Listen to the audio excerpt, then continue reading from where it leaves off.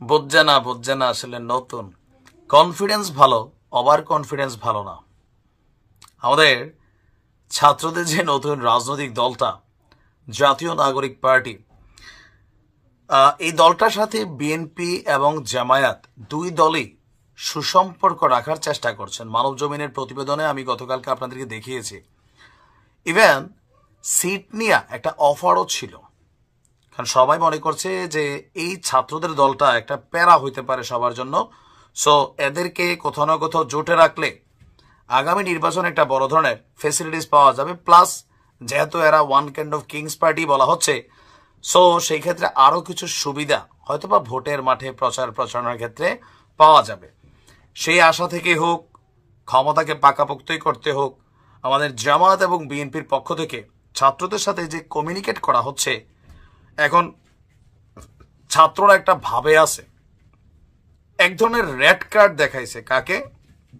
আপনার বিএনপি এবং জামাত ইসলামকে। দর্শক, আপনার গত 28শে ফেব্রুয়ারি যে দলটির আত্মপ্রকাশ ঘটেছে, সাংবাদিকের প্রশ্ন ছিল কালের কণ্ঠের প্রতিবেদন যে আসন্ন জাতীয় নির্বাচনে বিএনপির সঙ্গে এনসিপির জোট করার চিন্তা আছে কিনা। জামাতের টিমই তো বলা হয়, আমরা যতদূর জানি এটা জামাতের সাথে জোট বাঁধবে, বা মাঝখানে বিএনপি আবার আলোচনায় ঢুকছে। তো এখন এই ইস্যুতে জাতীয় নাগরিক পার্টির যিনি মুখ্য সংগঠক আছেন উত্তরাঞ্চলের ব্লুটুথ বাস সার্জিস একটা ভাবে থেকে কথা বলছেন। বিএনপির নেতাকর্মীরা আবার বলতেছে ঠিক আছে ভোটের মাঠে তুরা আয়, দেখ তোদের অবস্থা কি হবে। সার্জিসের বক্তব্য, কোনো একটি নির্দিষ্ট রাজনৈতিক দলের সঙ্গে মিলিত হয়ে রাজনীতি করা বা নির্বাচন করব, এখন পর্যন্ত এরকম কোনো পরিকল্পনা আমরা করিনি। আমরা আমাদের সর্বোচ্চ চেষ্টা করব। তো তাদের বক্তব্যের সবচেয়ে গুরুত্বপূর্ণ বক্তব্য হচ্ছে যে আমরা এখন পর্যন্ত বিএনপির সাথে জোট করব এরকম কোনো পরিকল্পনা করিনি, আমরা আমাদের সর্বোচ্চ চেষ্টা করব। তো তাদের চেষ্টা কি? তাদের বক্তব্য, যেহেতু আমরা পুরো বাংলাদেশে গেড়ে বসা হাসিনা রেজিমের পতন ঘটাতে পারছি, ঐক্যবদ্ধভাবে আমরা আমাদের জায়গা থেকে বিশ্বাস করি আমরা 300 আসনেই কাজ করতে পারবো। মানে সেই 300 আসনের থেকে তারা তাদের প্রার্থী দেবে। তারা চাচ্ছে এককভাবে নির্বাচন করে রাষ্ট্র ক্ষমতায় যাবে, বিএনপির সাথে জোট করা তাদের দরকার নেই। আর জামাতের ইস্যুটা এখানে আলোচনায় আসেনি।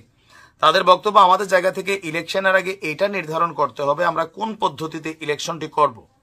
কিন্তু আমরা মনে করি এই তরুণ প্রজন্ম 300 আসনেই প্রতিনিধিত্ব করার জন্য 300 জন মানুষ পাবে। তো ধরেন কয়েক জায়গায় পেলাম না, কিন্তু এতেই তো সবকিছু শেষ না, এই পথ চলা শুরু মাত্র।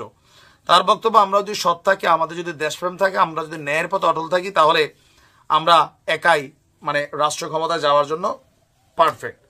একা গেলে তো অবশ্যই ভালো, তারা তাদের অনেক সিদ্ধান্ত এখানে বাস্তবায়ন করতে পারবে।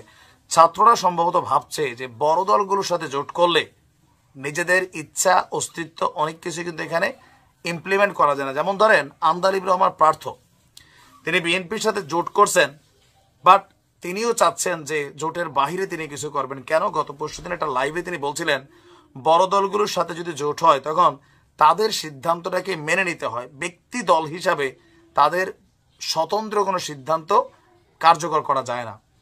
তবে ভোটের মাঠের হিসাবটা আলাদা। পার্থভাই তিনি একা যদি নির্বাচন করেন, তার দল নিয়ে 10টা সিটও পাবেন না, যার কারণে তিনি বিএনপির সাথে জোট বাঁধেন। ছাত্ররা তারা মনে করছে তারা 300 আসনে প্রার্থী দিয়ে ক্ষমতায় যাওয়ার মতন ক্যাপাবিলিটি আছে। আপনি কি মনে করেন? তবে জামাতের ইস্যুটা আসে নাই, ফাইনালি যদি বিএনপির সাথে জোট না বাঁধে, বিএনপির সাথে এমনিও বাঁধবে না, আমার ধারণা জামাতের সাথেই বাঁধবে, আবার একাও নির্বাচন করতে পারে। তবে বিএনপিকে রেড কার্ডের উপরে রাখছে এই ছাত্রদের দলটি। ভালো থাকুন।